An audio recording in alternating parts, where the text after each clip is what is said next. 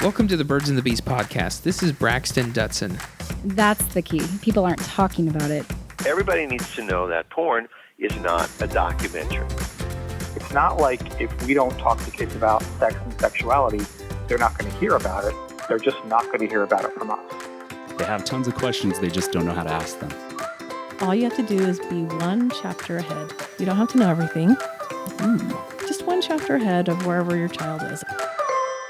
Hey everyone, this is Braxton Dutson, your host of Birds and Bees podcast. I'm a licensed clinical social worker and certified sex therapist in Salt Lake City, Utah.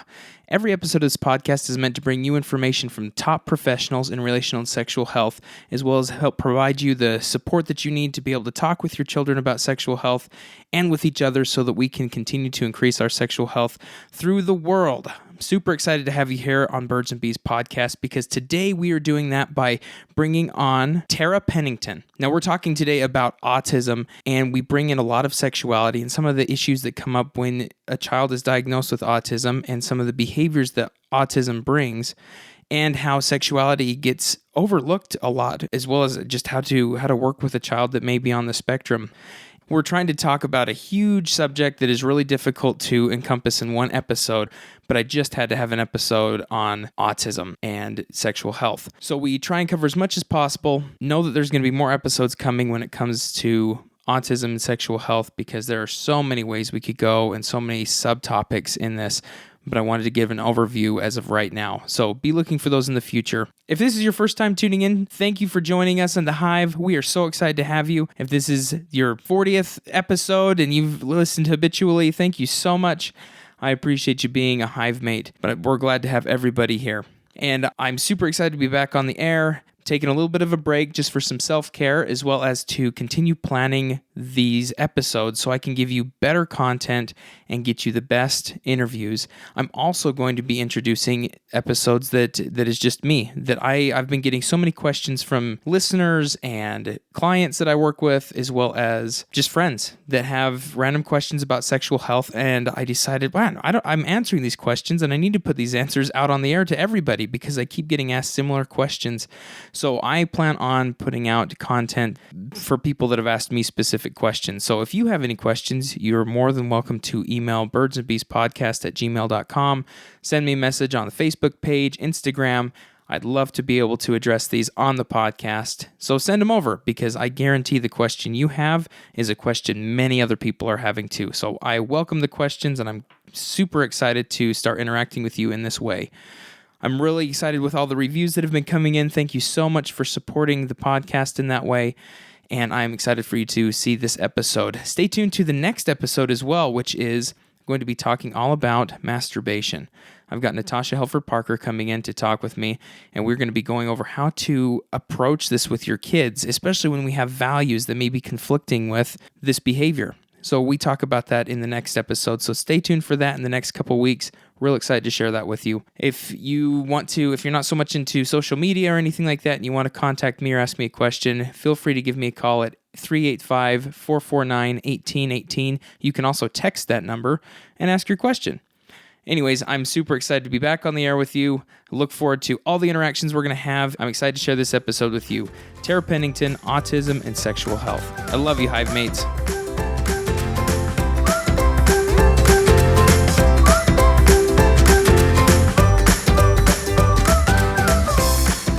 Welcome to Birds and Bees podcast. Today I'm here with Tara Pennington.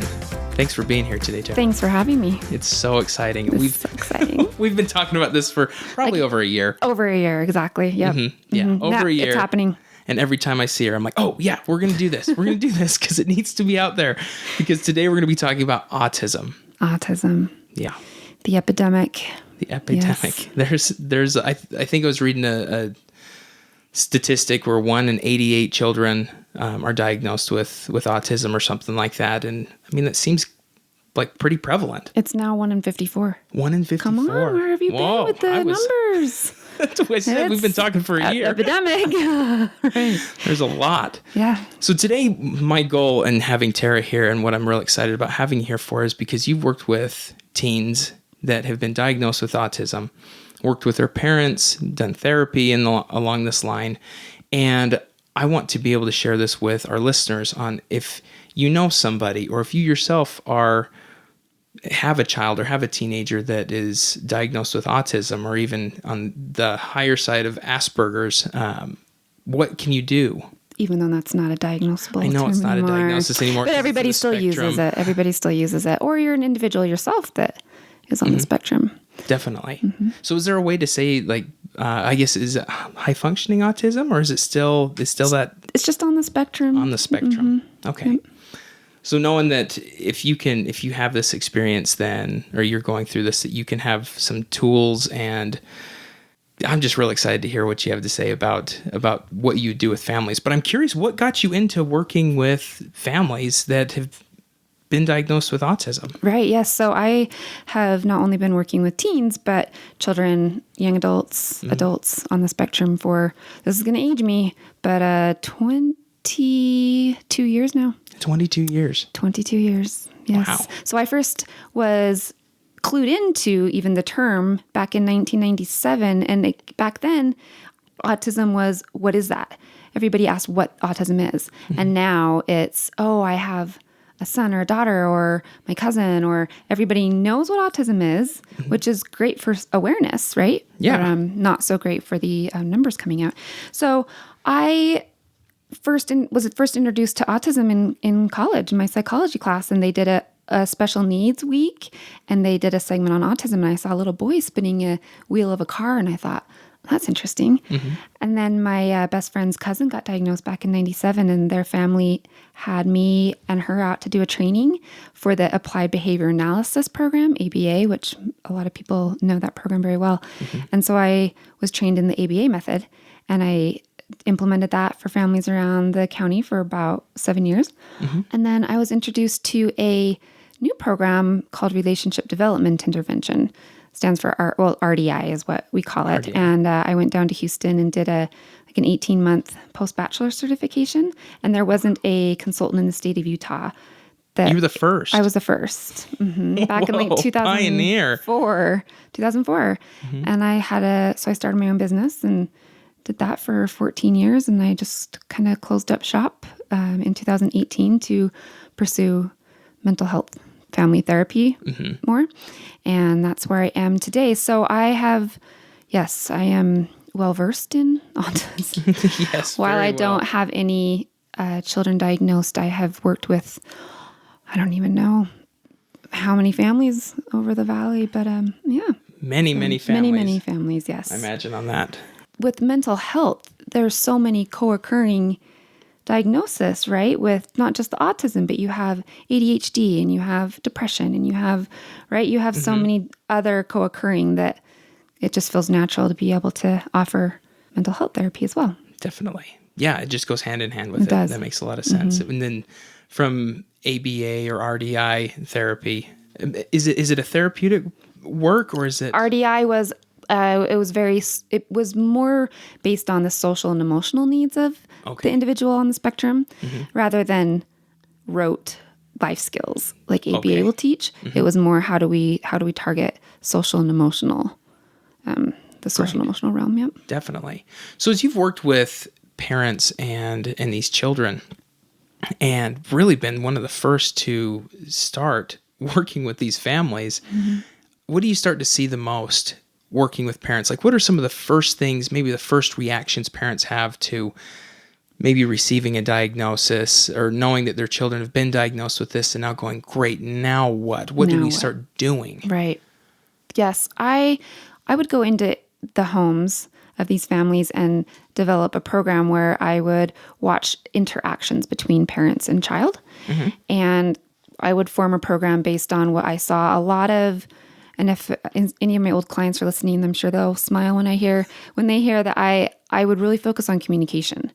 And that being, a lot of parents will ask so many questions to the child or teen with autism that they wouldn't normally ask for their neurotypical child, or they would ask the same question over and over again, like, what color is that?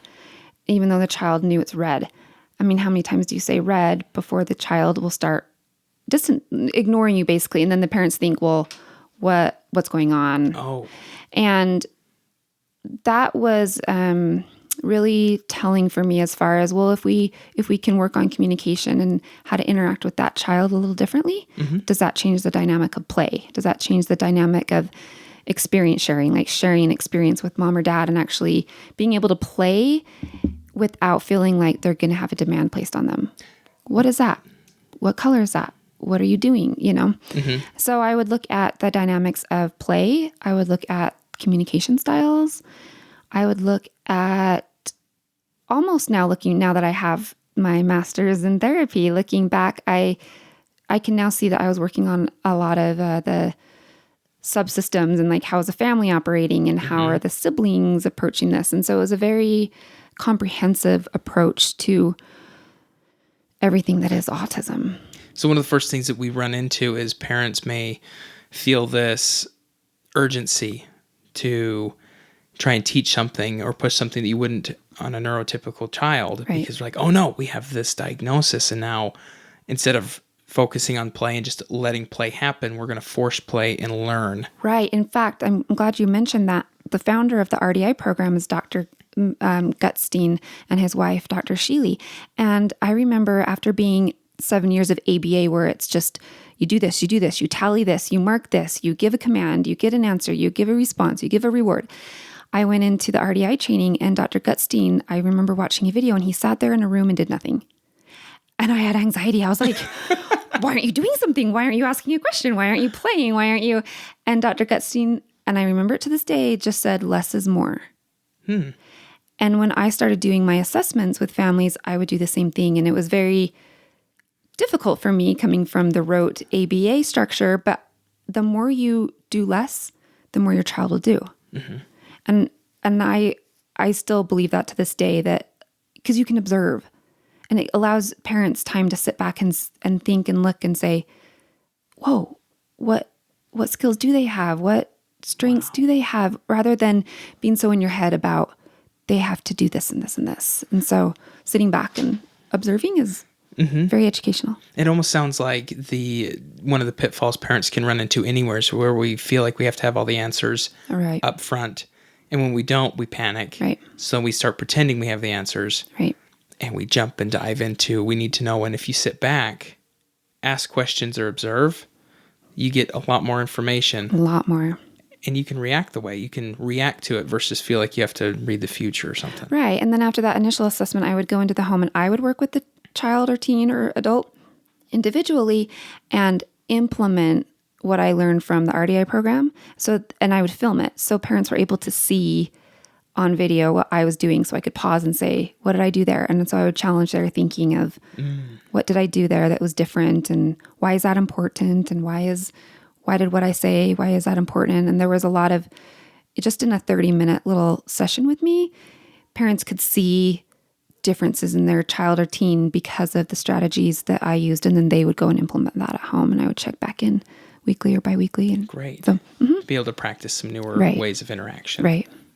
So we start with new communication, not having to jump straight into skills, knowing and skills, and that panic mode. If a parent, now because we talk about it being on a spectrum from very low functioning to very high functioning, that the RDI, is there a specific place on that spectrum that it really supports? Does it support the whole spectrum? It supports the whole spectrum. The whole spectrum. Okay. Does ABA work with the whole spectrum as well? Okay. Yep. So depending on where your child is, it sounds like you have to address it in different ways, right, and what the future looks like, and how you're interacting with your child, from not being able to look at you or nonverbal, or all the way up to high functioning, that it may just seem like there's just little quirks about a child. Right. And one of the most important things about the RDI program was that we look at where are the potholes in development. So if they aren't able to read facial expressions, body language, things that neurotypical infants and toddlers and preschool age children do, where are those deficits and how do we fill them in? Gotcha. Yeah. And that's just coming from observing, seeing where the deficits may be at. Right. Okay. So as we run into some of these deficits, or we find out where they are, and we start looking at how can we build on them. I mean, I know it goes to each child individually. What are some common ones that you've noticed that seem to be, I don't know, maybe a first step that you would normally take? Observation, then from observation, do there tend to be some typical beginnings that you would encourage parents to start with? Yeah, definitely. So we use the term experience sharing, and that's just the basic ability for even an infant to look at mom or dad or grandma or grandpa or a sibling and look at them and smile, that they enjoyed what that other person did, right? Reciprocation and reciprocity of play. And there are so many individuals on the spectrum that didn't develop that because, again, eye contact would be hard, or not being able to read facial expressions. And so from a very young age, those infants that are not looking at a caregiver or a parent and doing the simple smiling and cooing and staring at the eyes and trying to figure out people, right? Trying to figure out humans. That's probably in my personal experience, one of the number one things I will look for. And again, doing less is more. So even if you're working with a 19-year-old or a 6-year-old or a 2-year-old, less is more. Take out the noise. Take out the noise of communication and do simple little role plays where you heighten an experience by a gasp, or your eyes get bigger, or you smile. And then they'll start looking at you more and feeling safe in that area that, okay, I can look at you and try to understand and figure out something without feeling overwhelmed by the experience. Oh, without turning it into a lecture or work.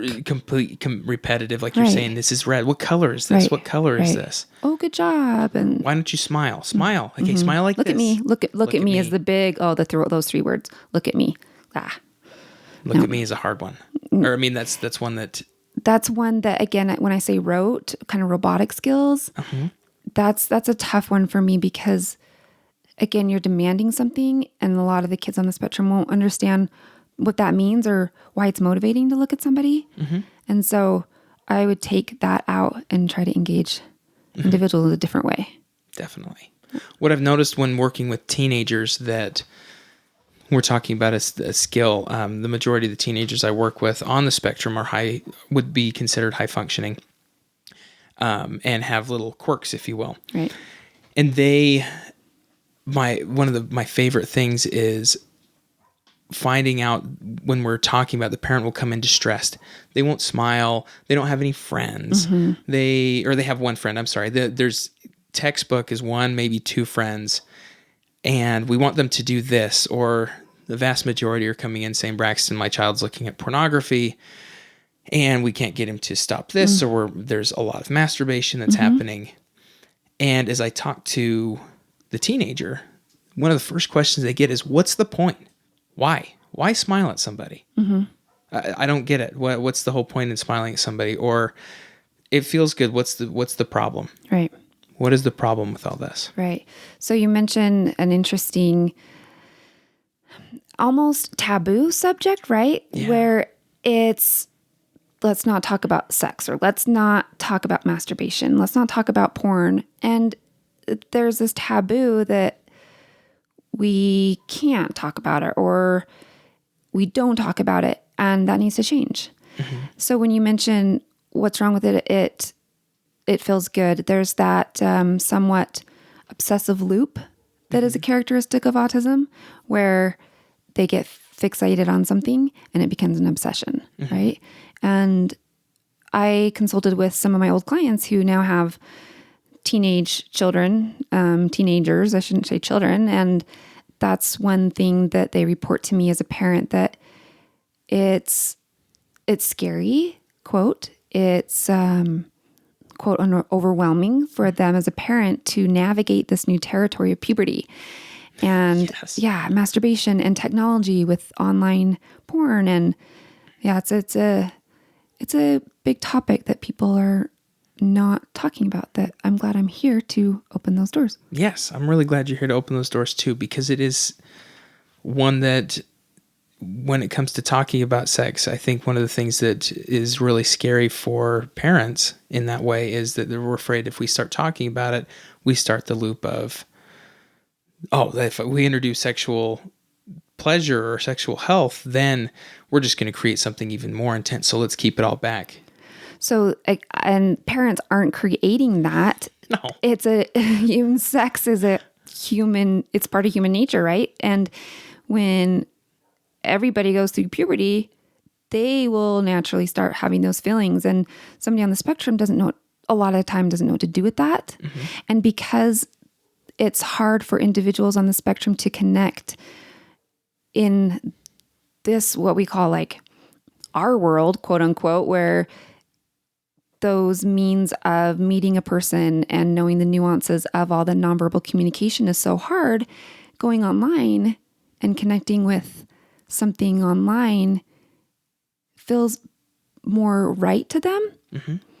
And I was speaking to one of my old clients, and the mother was saying that there's a lot of, so many teenagers are into anime. Yes. And that there's anime porn. And I knew that part of it, but it was interesting to talk to her and connect that those characters are something that individuals on the spectrum will connect with. And that's a really popular definitely thing. And not teaching that, I guess, bringing it full circle to where we were starting at this, is that if we don't teach and we don't kind of give a reason why, not necessarily in a lecture series, but in helping a child or a teenager understand smiling allows another person to feel comfortable, even if you don't understand why. Yeah, it doesn't make a ton of sense why, but when someone smiles, we reciprocate a smile. It helps people feel comfortable. And it's okay if you think it's dumb. This is just kind of how society is working. This is how you react. And if you want to go into, a job interview, then this or this. And allowing them to understand, okay, this is why this behavior is desired. Right. It's kind of the same with talking about sexual health or reasons why we have hygiene. I mean, you have to go through this in so many different topics. You do. There's, again, that stigma of if I do something, I feel shame. So one of the parents I was speaking with, the same mother, she was saying that her son actually did have a girlfriend at his school, and he felt like he had, quote, molested a girl by putting his hand on her thigh. Mm. Just, those nuances of getting to know somebody and how hard that is just for everyday people, right? To get to know somebody, that there was the whole cause effect. Like, if I do this, this is what's going to happen. Is this a risk? Am I going to get a consequence for this? And not quite understanding, again, the nuances of dating and how different online pornography can be versus you have a real person in front of you, same gender, opposite gender, that you feel these feelings for. So what's safe? Mm-hmm. Good touch, bad touch, safe touch, right? That education piece that, again, a lot of parents will have with their neurotypical, quote, neurotypical children, but not with their child on the spectrum. Mm-hmm. Do you see that there's maybe a fear that comes up? I'm not sure what the fear might be, but that the parents are afraid of bringing up that topic? Definitely. I believe what first comes to mind is the fear of legal ramifications. Oh, yes. And so if one client, the same mother I was talking to, she had told me that if her son goes to a site that is, I don't know, even has the word sex in it or girls or something, those sites are going to take you to other sites that could potentially be illegal. Mm-hmm. And her son doesn't understand that realm of what's legal versus not. And I'm afraid some individuals on the spectrum, the cause effect again of if this happens, this will be the consequence, especially when it comes to child porn. Because if you think about it, with autism spectrum disorders, a lot of these individuals developmentally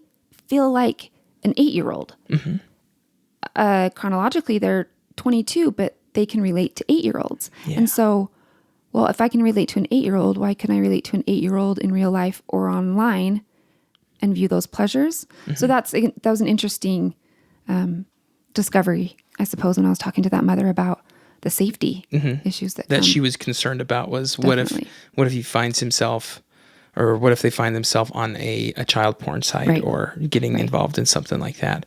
I think as you bring up legal, it is something that is definitely can be a worry and needs to be something that is discussed, because some of this, we're talking about masturbation, but say, with public nudity or public masturbation, or, being in a movie theater and being like, well, right now would be a great time to feel this way. Right. And that happens quite frequently. Sure. And the word that goes through my head is, and you and I both know, boundaries. Yes, boundaries. Right? Yeah, let's talk about boundaries. You would do that with another child, wouldn't you? Mm-hmm. Why not do it with the child on the spectrum? Completely. So boundaries is important. Talking about, again, good touch, bad touch, safe touch. And you do that, again, with a lot of people should be doing that with their child, but again, shoulda, woulda, coulda. And boundaries and safety. That's a big... How might a parent start a boundary conversation with a teenager or a tween on the autism spectrum? Yeah, that's a good question. So, first of all, I believe it's important to normalize these feelings, and that will reduce shame if we say, "Hey, what you're feeling is normal. What you're feeling is okay."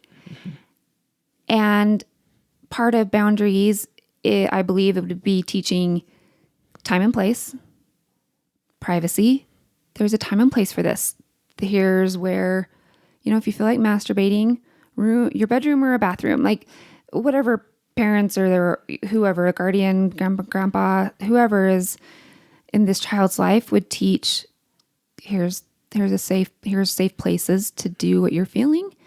That's a way to start. Another way to start is talking about the people in that child's life and saying, would you, a little more education, a little more rote, would you talk to a crossing guard about sex? Would you talk to a crossing guard about masturbation? Would you, or would you talk to me, as a parent? Who do you feel safe talking to? Oh, creating a safe person. Creating a safe person. Or safe community. Right. And so we know that individuals on the spectrum can have a hard time with perspective taking. So you mentioned, well, we smile because it makes us feel good or it's happy, but what about putting it back on the individual and saying, how does a smile make you feel? Oh, yeah. Or how would somebody kissing you on the neck make you feel? Would that be a trigger zone? Would that be a sensory issue? We have sensory issues to think about. Yes. Yeah. That it could be too overwhelming, or it could cause pain, or feel too good. Right. And then if an individual takes that too far, then are they crossing a boundary for the other person into molestation, or God forbid, like a rape case where that everything feels so good, and then just not understanding the nuances of stop and boundaries would cause a legal problem. So, yeah, safe people, good touch, bad touch, private places to engage in masturbation, and normalizing the feeling. Being able to get reciprocation as well, maybe talking consent. Consent, absolutely. Yeah, that even, trying to read somebody or trying to read this is like, you need a yes to do things. It's great to ask. Right. You like being kissed on the neck. It's great to ask if the other person wants to be kissed on the neck, because some people don't like that. Exactly. Yeah. Just a conversation like that. Yeah.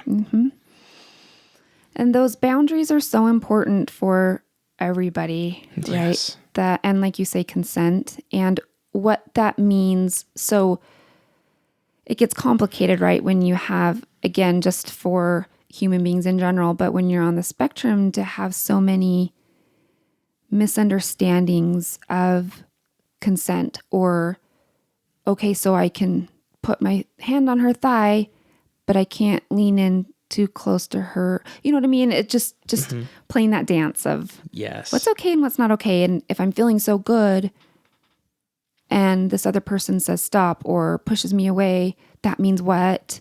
All of the processing that goes through your head of. And we're also dealing with, for a lot of individuals, we're dealing with the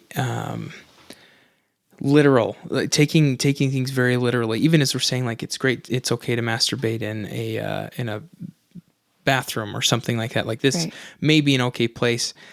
sometimes we have to make sure that the all-encompassing or blanket statements that we're making, we have to make sure, okay, is there a bathroom that is not okay to do this in? Right. Public, private. And I like that you brought up the word literal, because a lot of individuals on the spectrum will live in this very black and white world. Mm-hmm. And we try to live in a gray, and we try to teach them what gray means when it comes to masturbation, sexual consent. And that is a very gray area, again, for just all humans, let alone individuals on the spectrum that have a hard time understanding that. So, yeah, the literal thing is a big one. Yes. Yeah, very big. Very big. Black, white, gray. Let's live in the gray. And that's tough. Mm-hmm. And for parents, the majority of the time, at least with the parents I've worked with in these kids, is you learn quite quick that things are on a literal time schedule. Mm-hmm. The schedule feels great, and if the schedule isn't adhered to, there's frustration, irritation. Right. And if you say something, then it needs to be spelled out. We are going to go to the park at 1:30. You will be able to swing on the swing and do this and do this. Right. You are not doing this today. Right. Then they prep for it. Right. Taking that and putting it into a sexual health perspective. These are, what is expected. And you can talk about, the hardest part is we're going to be bringing in values, which is a gray area. Morals. Morals. There's their body, how they're feeling. And I'm curious about, do you ever sit down with parents and role play with them, how they're going to bring up these conversations, or what's a great way for a parent to be practicing this when we're dealing with so much the literal sense of it, and maybe even we've never even talked about sex before, and we're going to bring in this whole new level. What would you do? So that brings up a good point. I've had other clients where the parents have had their own trauma based off of pornography. Like, let's say their spouse is a porn addict, or they have some kind of sexual trauma. I had a client whose son was masturbating, and he's 10, so again, developmentally normal, but mom had trauma around porn and didn't want, ideally she wouldn't want her son masturbating. Well, that's not ideal. And I simply asked, does he know how? Because this mother had reported that he will just grind on things and that it was hurting him. And well, yeah, that's going to hurt. Does he know how to use his hand? And mom said, oh, no, like, I'm not teaching that. Like, hands in the air, very guarded. I'm not teaching that. Because she believed that it would lead to being a porn addict. And when we, again, that's the stigma behind how do we talk to parents about this? I think it's very, again, feeling comfortable in that a therapeutic relationship to be able to open those doors and let's talk about this. Let's really talk about this. And we're looking at the whole system, right? So where are the parents? What are their values? What are their beliefs? What do they not feel comfortable with? What do they feel comfortable with? And again, opening that door to saying, the first thing I do is when I start out with is, again, normalizing it. Yeah. And thanking them for being, we use the big V word, vulnerable, not virgin. Not virgin. Thanks for being a virgin. Thank you for being a virgin. Thanks for being vulnerable. Thank you for being vulnerable and to having this discussion. Because for many people, it's we don't talk about it, or, there's that stigma. So being vulnerable and talking about it, normalizing the situation, seeing where the parents feel, or again, guardian or whoever is taking in the child's care, and saying, where are you at with this? And really having to develop a relationship around where they are with the whole subject is, I think, a very important thing to go into it with. I completely agree. And as you're saying that, this goes far beyond just youth. I think of couples that I've worked with and even couples I haven't worked with, where I just have individuals asking me questions or sending in emails and asking me that autism, you may be experiencing this in a relationship where if something seems to be very ritualistic, such as, there's a certain way that things need to be done when it comes to maybe foreplay, or even not sexually, but there's irritability when a schedule is not adhered to. And of course we all get frustrated when things don't necessarily go the way we'd hoped or the way that we planned.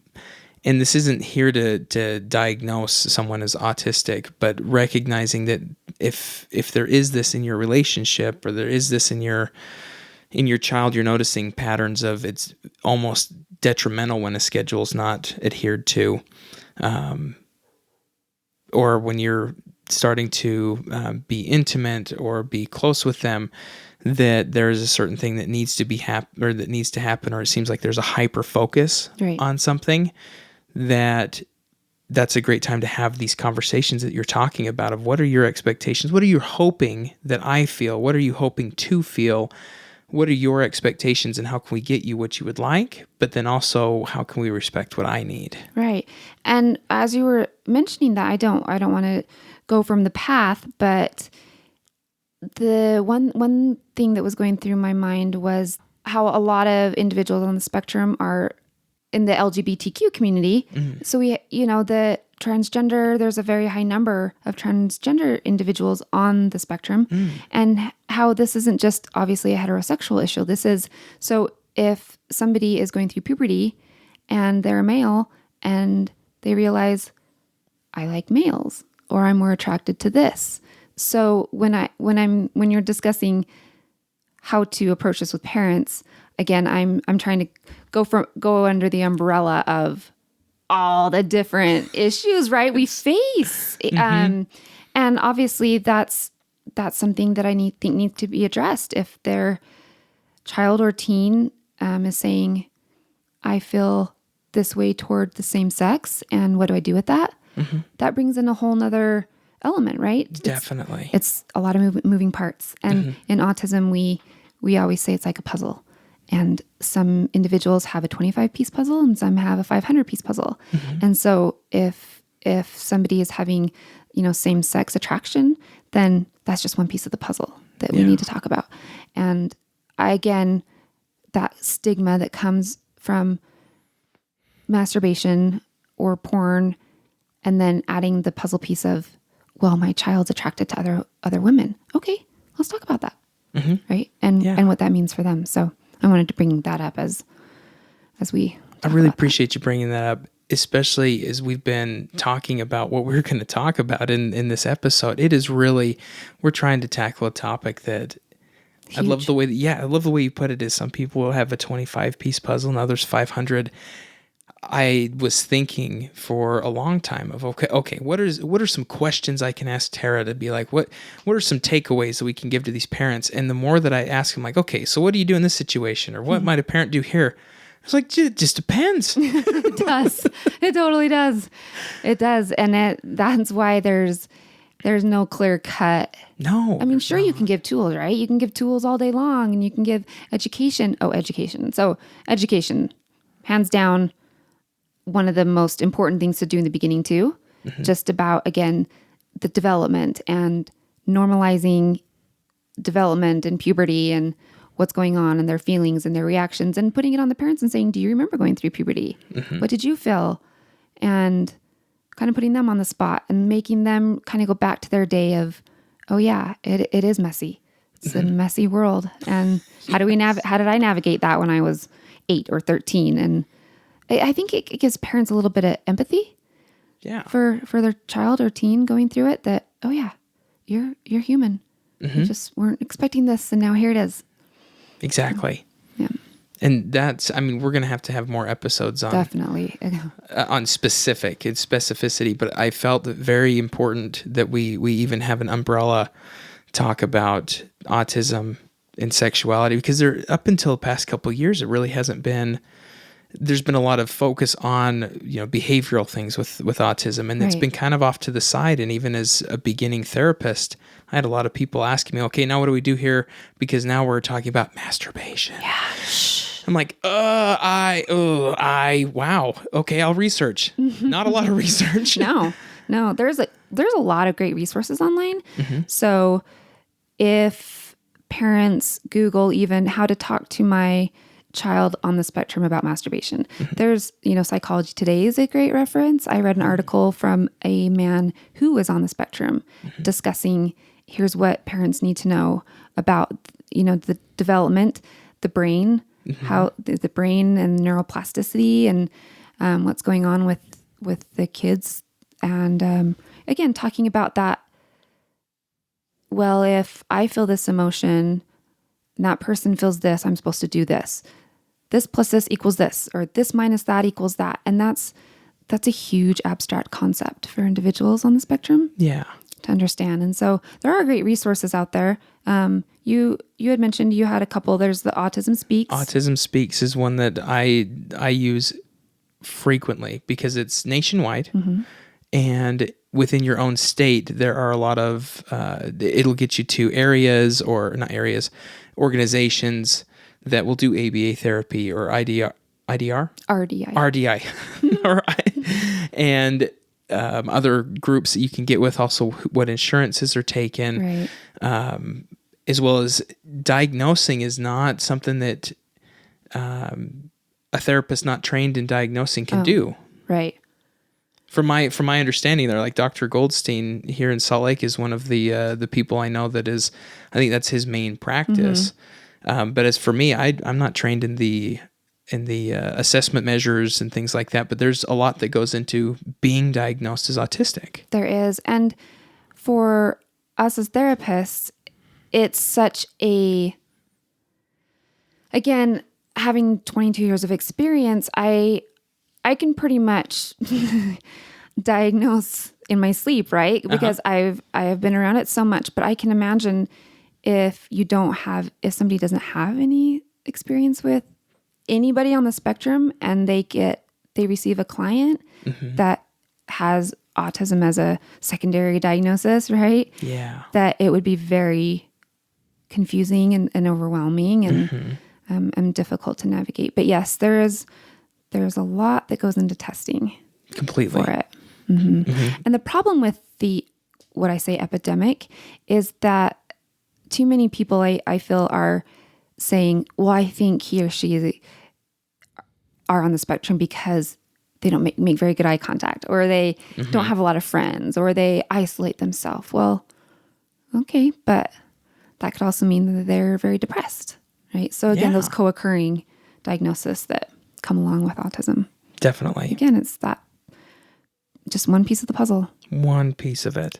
And also not portraying what your expectations of, there's a little bit of a grieving process of what a child may be going through, or what you hoped your child would go through. It's the same as, I wanted them to have a lot of friends because I wanted a lot of friends when I was in high school or as a, junior high, and they've only got one. We need to get them more friends. Right. We need to get them more friends. Well, again, the education piece of going back to, let's talk about child development. Let's just talk about what needs to happen to develop friendship.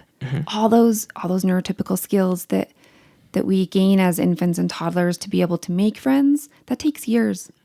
And we're expecting a 13-year-old who has some potholes in that development to just go out and make a friend. That doesn't really work. No. Yeah. And for some of them, they don't care to have more than one or two friends.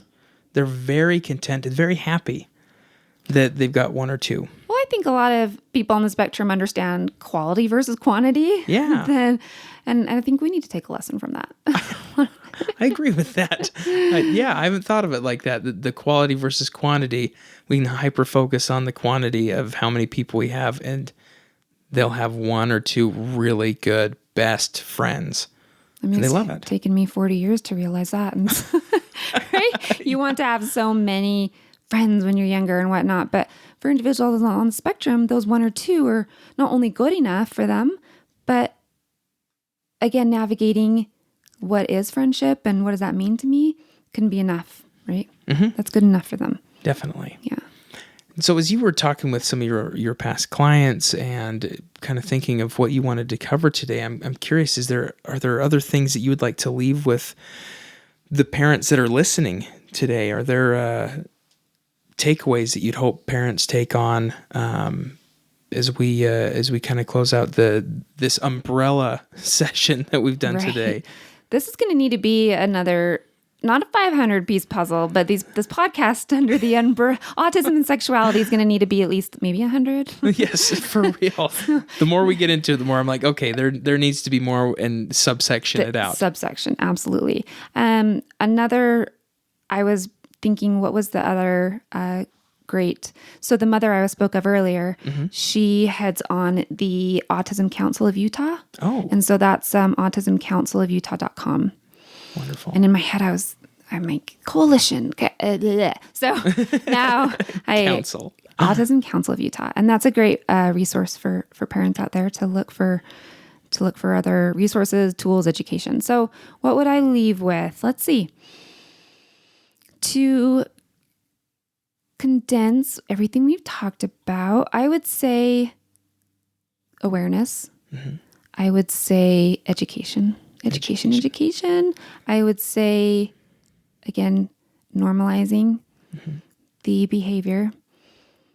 Also, one thing I wanted to add and have parents think about is asking their child or teen what they view, like what do they view as masturbation or porn? Like, because to individuals on the spectrum, again, if we go into safety issues, they may not think that viewing a child is a bad thing. And so again, like what is our definition of it? So I wanted to remember to, again, so many moving parts, right? But yeah, so many. Education, neurotypical development, and I want parents to sit back, and if they have more than one child and they have children who are neurotypical, or they have cousins, or they themselves sit back and really write and journal.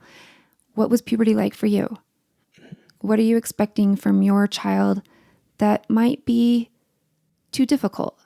And do you have another friend that has gone through this with their child on the spectrum?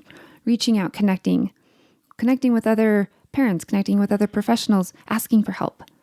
You, right? Like, yes. Hey, Braxton. So I have a 11-year-old who's experiencing this. What do I do? I'm so grateful that you're out here in the community and you're doing this and getting the awareness out there. And I hope parents will be able to take it and learn and grow and be able to help not only themselves or their children or other people they know, but let's spread awareness. And yeah, I love that education. You're talking about the community aspect of it, because as we talk about 500-piece puzzles, 25, and how we've been working through trying to give information and recognizing, okay, we could give one information that would be for one person that experiences somewhat similar to this one experience. When you can reach out to a professional, get professional support, join a Facebook group, join a group that meets up, that has, children who are on the spectrum, you are then able to ask them specifics. Hey, my child's going through this. Oh, we kind of went through that. This is what we did. Because your child is very unique. It's unique to them. And you're going to face things that are unique to your situation, which brings me back to the ways that you can take care of yourself. Sure. Makes me, the thought that I think of is how are parents taking care of themselves? That's one of the things that I ask the most whenever I see a teenager coming in with this, is how is either the partner or the parents taking care of their mental health and their well-being too, because it's easy to burn out. Oh my goodness, definitely, right? And I don't want to say especially when you have an autism diagnosis in front of you, but I've worked with enough families where that burnout is so high, and the divorce rate among parents with a child on the spectrum is 80% or higher once you get that diagnosis. So I thank you for bringing that up. Self-care, right? Do we do we do it anyways? Right. And then if we get a child or multiple children, I have friends that have more than one child diagnosed. And I've worked with families where there are multiple children diagnosed. And what does that look like? And are you taking a bath every night? Are you going on a date with your spouse? Are you reaching out to friends and family for help and support? So I'm glad you brought that up. Self-care is very important. And I think it's one of the hardest things for these parents that talk to me. They're like, we don't have time. Right. Or if we leave them alone, then this. Or what if they do blank Right. to the babysitter? Or, if there's a meltdown and we're not there to do the calming that's embarrassing, or that they won't come back, or keep listing the reasons. Right. And it is still, as difficult as that is, that self-care, the burnout, like you're saying, 80% for divorce, that's high. extremely high. Very high. And that means that there's so much distress and stress that's placed on you as a parent, Right. day in and day out. And it is so important to take care of the one that's taking care of this child you love. Right. All too often, again, if it's a spouse, a partner, they're losing sight of that connection they have with the other person. And having kids is hard enough, right? Like, you bring that life stage into the mix, and then the autism diagnosis into the mix, and then maybe the mother gets pregnant with another child, and there's again so many emotions, and it's moving parts to this that can be very difficult. But, Oh, completely. yeah. Well, I appreciate you being on the show Thanks today. for having me. Thank you for having me. It's been so amazing talking about this, and I love that there's even more to talk about. It's not a one and done. That we're going to have more episodes for sure. I mean, we could have a whole segment on co-occurring disorders, we because could. I know parents are saying, well, they have this, but they're also diagnosed with ADHD and depression, and how do you, again, tools, and how do you navigate, and how do you help, and all that. And then the marriage piece, or the, partner piece. And that's again, one part of the puzzle. This might be a 1,000-piece puzzle, Braxton. It might just be. Yeah, I know we spoke a lot about kids. However, the being in a relationship is also going to be one that needs it just by itself, on how to navigate being in a relationship with autism. Right. Or with someone on the spectrum. Right. Yeah. Well, thank you again. Thank you for having me. We'll see y'all. We'll see y'all in the next episode. Thanks.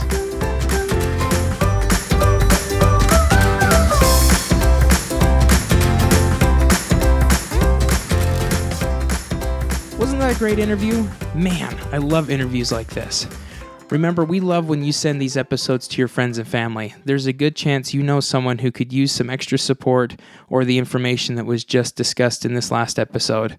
Send them a link. Tell them about it. You can send it through iTunes. Send them the birdsandbeastpodcast.com link. Any way that best will get them the information, and it can help a lot to those that you love. We really appreciate you sharing this. Please consider leaving us a review on iTunes. That helps us immensely with getting this content out. And know that I love you. Love the fact that you guys are helping me out with my goal in sharing this information with the entire world, and changing the way that we talk about sexual health, and changing the interactions we have with our kids as well as our partners. If you have any questions, or you want to join the conversation, send me a call or give me a text at 385-449-1818. Send me an email, birdsandbeastpodcast@gmail.com. All this is going to be great. Love to hear from you, Hive mates. And I look forward to talking with you guys in the next episode. So until then, keep the sexual health buzz alive, and I'll see you in the next episode.